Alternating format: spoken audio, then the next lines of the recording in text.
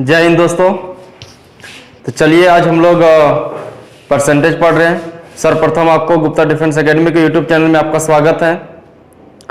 तो इस कोरोना काल में अब हम लोग को ऑनलाइन एक माध्यम है जिससे हम लोग अपना पढ़ाई को जारी रख सकते हैं। तो चलिए हम लोग ज़्यादा देर ना करते हुए हम लोग आज अपना क्लास को स्टार्ट करते हैं।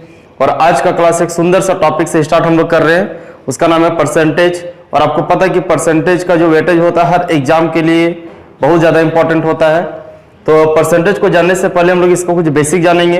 अगर आपको बेसिक क्लियर हो जाता है तो फिर परसेंटेज को हम लोग बिना पेन और कॉपी को आराम से बना सकते हैं। तो चलिए आज हम लोग परसेंटेज का पहले कुछ जानते हैं। देखिए हम लोग को दिया हुआ है, आपको ये परसेंटेज का वैल्यू फ्रैक्शन में आपको जानना है पहले, ठीक है। इसको आपको याद रख लेना है कि 4% का वैल्यू कितना होता है। तो 4% का वैल्यू 1/25 होता है। अगर आप बोलेंगे तो कि परसेंटेज का वैल्यू आता है इतना कैसे, तो आपको देखिएगा परसेंटेज का मतलब होता है प्रतिशत। प्रतिशत मतलब हो गया प्रति और शत मतलब हो गया 100, यानी 1/100। इसका मतलब हो गया जहां पे परसेंटेज उसको हम लोग 1/100 बोलेंगे, ठीक है। जैसे यहाँ पे 4% है तो इसको हम लोग बोल सकते हैं 4 × 1/100 और इसको हम लोग काटेंगे तो कितना आ जाएगा 1/25। तो इस तरह से हम लोग 4% का वैल्यू 1/25 बोलेंगे। इसी तरह से हम लोग यहाँ पे लिखे हुए, जैसे हम लोग यहाँ पे लिखे 12 होल 1/2% का बराबर कितना होगा, तो हम लोग इसको देखिए बोलेंगे 2 × 12 करेंगे 24, 24 और 1 हो जाएगा आपका 25। तो इधर हम लोग 25 लिख देंगे और बट्टे का 100 लिख देंगे, परसेंटेज इसलिए 1/100 कर देंगे।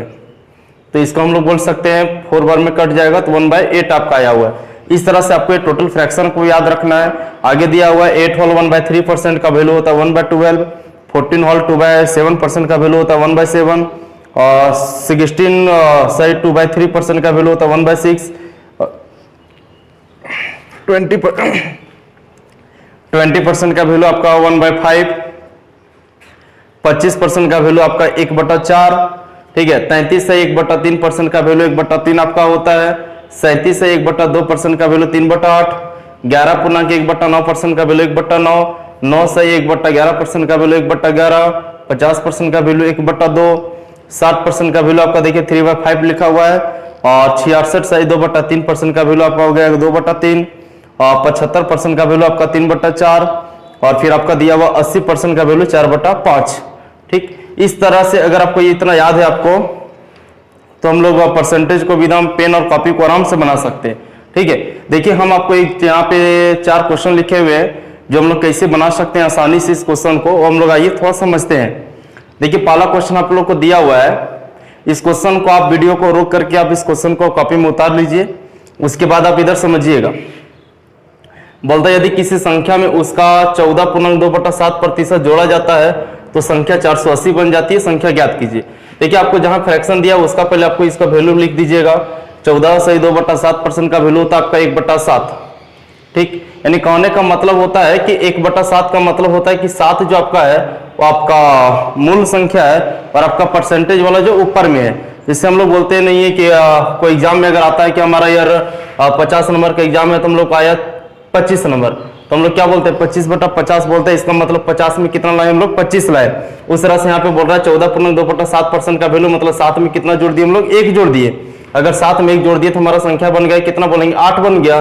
लेकिन यहाँ पे 8 बन जाता है, लेकिन संख्या यहाँ पे कितना बन जाती है क्वेश्चन पे हमारा 480 बन जाती है। यानी 8 का वैल्यू आपका 480 दिया हुआ है। अगर 8 का वैल्यू 480 दिया हुआ है तो संख्या ज्ञात कीजिए। संख्या हम लोग का 7 था, यानी 7 का वैल्यू निकालना है तो 7 का वैल्यू हम लोग यहाँ पे निकाल देंगे। तो देखिए 7 का वैल्यू यहाँ पे कितना कम गुना है 60 का गुना है, तो हम लोग भी इसको 60 का गुना कर देंगे तो हमारा आंसर हो जाएगा 420। इस तरह से हमारा आंसर आ जाएगा। क्वेश्चन नंबर 2 को आइएगा। क्वेश्चन नंबर 2 देखिएगा, बोलता है यदि किसी संख्या में उसका 37.1/2% को घटाया जाता है बार, ठीक है। ध्यान से देखना है कि यहाँ पहला क्वेश्चन में जोड़ा जा रहा था, लेकिन इस क्वेश्चन में घटाया जाता है 37.1/2% और 37.1/2% का वैल्यू देखिए हम लोग को यहाँ पे लिखा हुआ 3/8, यानी इसको हम लोग बोल सकते हैं कितना 3/8। इसका मतलब बोलने का मतलब है कि 8 में से 3 को क्या कर रहा है घटाया जा रहा है। अगर 8 में से 3 को घटाया जाता है तो हमारा यहाँ पे कितना आ जाएगा बोलेंगे 5 आएगा। यहाँ पे 5 आएगा, लेकिन क्वेश्चन में कितना आ जाता है बोलता है 2500 बन जाती है, यानी यहाँ 5 बनती है, यानी 5 का वैल्यू आपका 2500 दिया हुआ है।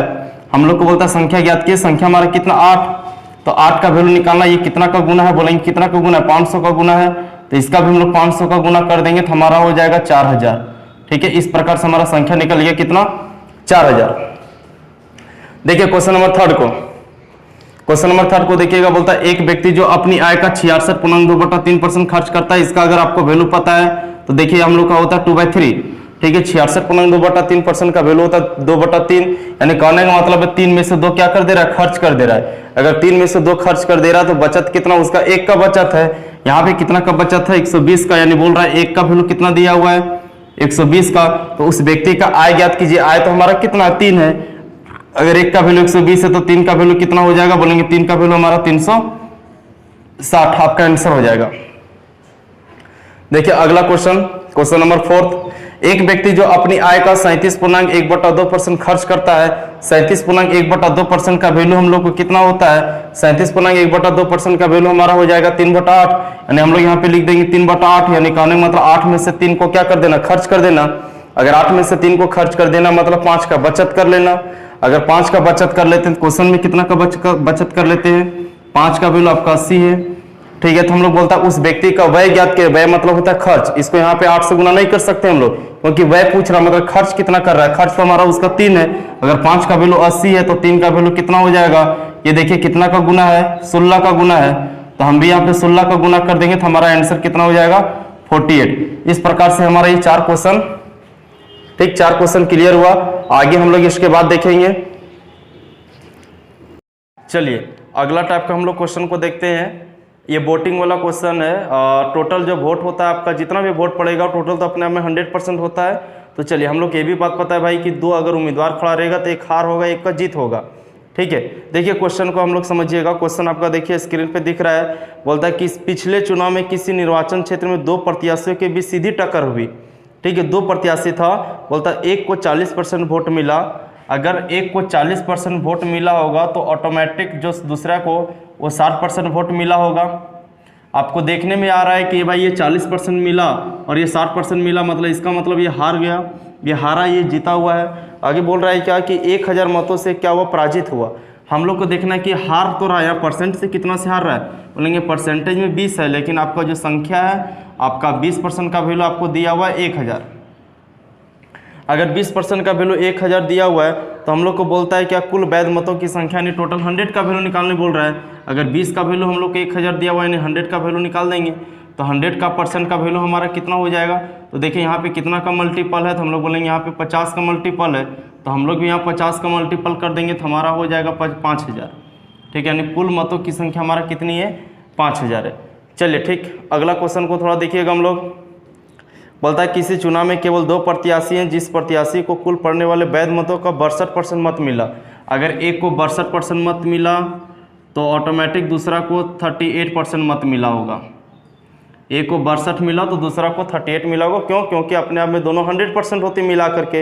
एक को 38 मिला, बोलता है 144 मतों की अधिकता से जीत गया। कौन जीत रहा है, बोलेंगे 62% वाला। कितना परसेंट से जीत रहा है, देखिए हम लोग को यहाँ कितना परसेंट से जीत रहा है, इसका और इसका अंतर कितना परसेंट से है, तो हम लोग को देखेंगे यहाँ पे अंतर जो है आपका 5 में 24% का है, ठीक। परसेंट में 24 से जीत रहा है, लेकिन जो संख्या है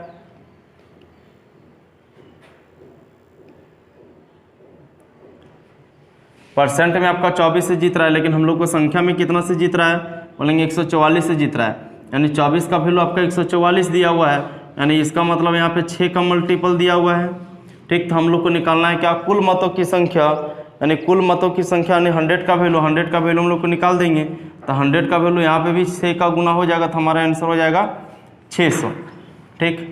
चलिए अगला क्वेश्चन को देखिएगा। अगला क्वेश्चन आपका दिया हुआ है कि एक चुनाव में केवल 2 प्रत्याशी थे, विजयी प्रत्याशी को कुल मतों का 62% मत मिला। फिर से देखिए एक को 62% मत मिल रहा है, अगर एक को 62% मत मिला तो दूसरा को 38% मत मिला होगा। आगे हम लोग को देखना है, बोल रहा है कि उसने 288 मत अधिक प्राप्त किए, ठीक है। 288 मत अधिक प्राप्त किए, यानी यहाँ पे कितना मत अधिक प्राप्त किए, हम लोग को देखें यहाँ पे तो 24 मत प्राप्त 24% किए। 24% का वैल्यू हम लोग को दिया हुआ है कितना, 288 दिया हुआ है। 24% का वैल्यू अगर 288 दिया हुआ है तो बोलता है विजयी प्रत्याशी को कुल कितने मत मिले, यानी अगर 100 कुल का नहीं निकालना है, अगर कुल का निकालना होता तो हम लोग को 100 का निकालना है, लेकिन हम लोग को विजयी वाला कौन है 62% ना, तो हम लोग को निकालना है कितना 62% का वैल्यू। देखिए ये पहले कितना का मल्टीपल है, 24 का वैल्यू 288 दिया, अगर हम लोग को नहीं पता है ना तो हम लोग 1% का वैल्यू हम लोग इस तरह से करके 288/24 कर देंगे, और हम लोग को जो निकालना है उसे हम लोग को क्या कर देंगे मल्टीप्लाई कर देंगे।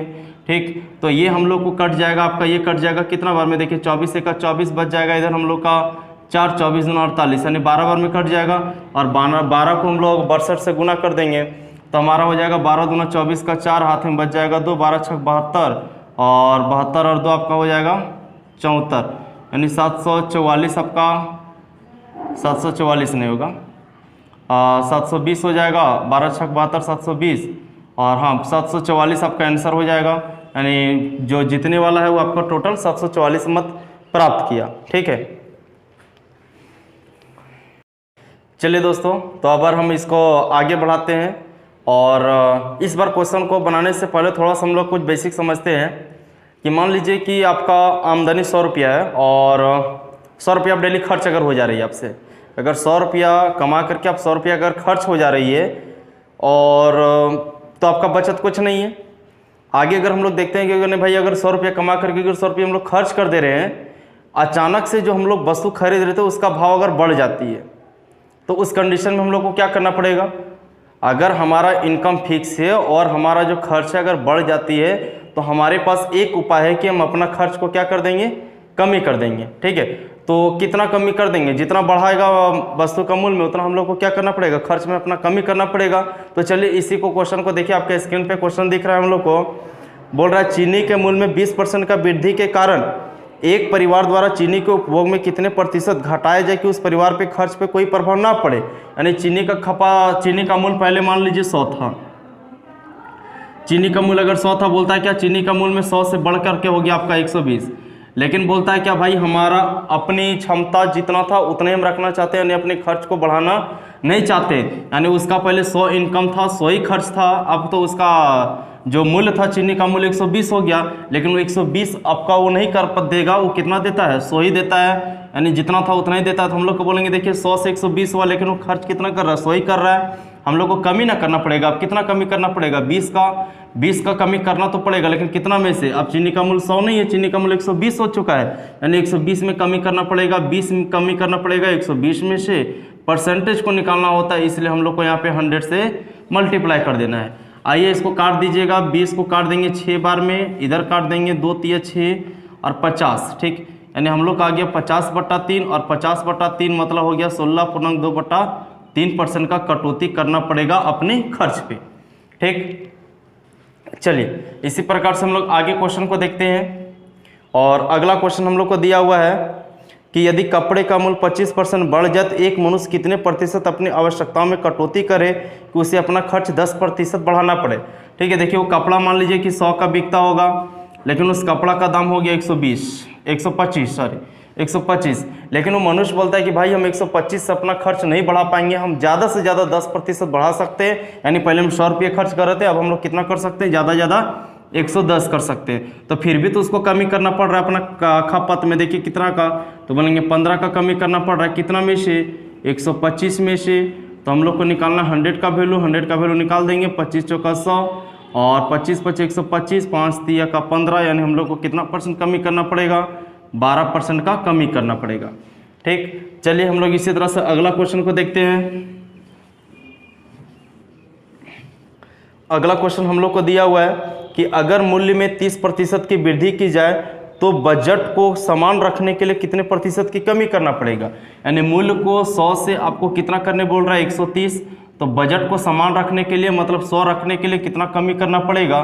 तो देखिए 100 से हो गया 130, फिर हम लोग को 130 से कितना करना है 100 करना है, यानी कमी करना पड़ेगा। अब कितना का 30 का कमी करना पड़ेगा, 30 का कमी कीजिए कितना में से, तो 130 में से, तो आपको निकालना है 100 में से कितना, तो हम लोग को काट देंगे तो हमारा हो जाएगा 300/13, 300/13 हो जाएगा।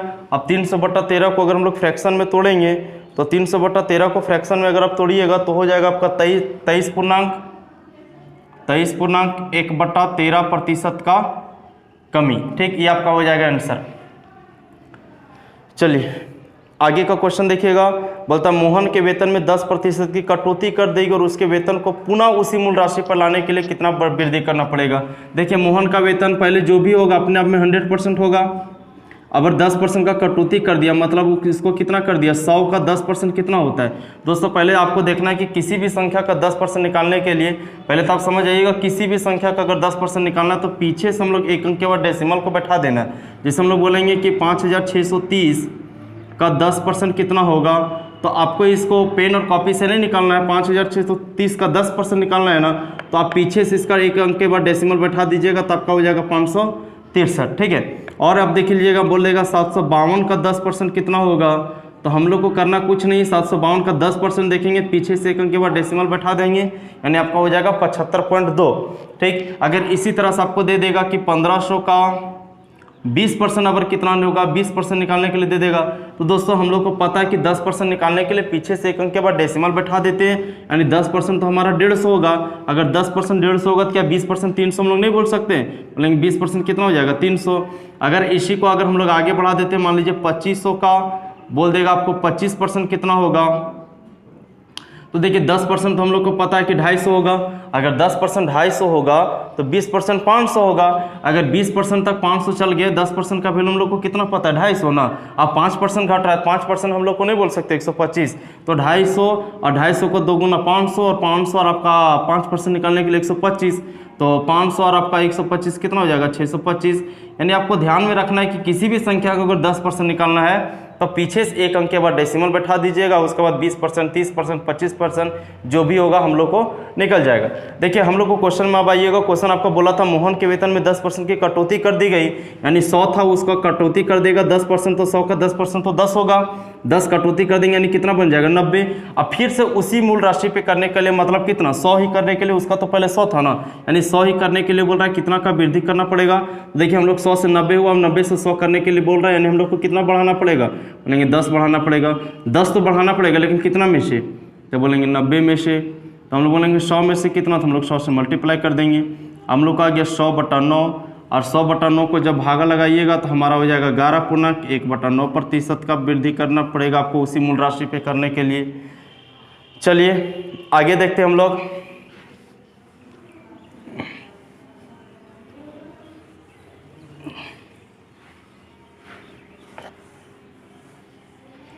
अगला क्वेश्चन पे आइएगा, और अगला क्वेश्चन हम लोग को दिया हुआ है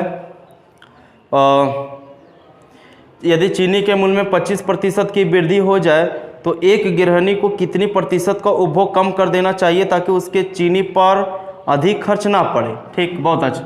देखिए 100 था, अब चीनी का दाम हो गया 125, लेकिन उसके खर्च पे कोई परिवर्तन नहीं हुआ, यानी वो 100 ही खर्च करना चाह रही है, यानी वो खर्च कितना करना चाह रही है 100।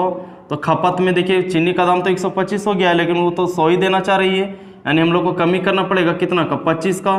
25 का कमी करेंगे कितना में से, बोलेंगे 125 में से, तो हम लोग को निकाल देना 100% का वैल्यू, तो ये आपका हो जाएगा 5 बार में कट जाएगा और ये 20 बार में कट जाएगा, यानी 20% का आपको क्या करना पड़ेगा, कमी करना पड़ेगा अपनी खपत में। ठीक है, तो चलिए इसी तरह से हम लोग आगे बढ़ते हैं। अगला क्वेश्चन देखिएगा,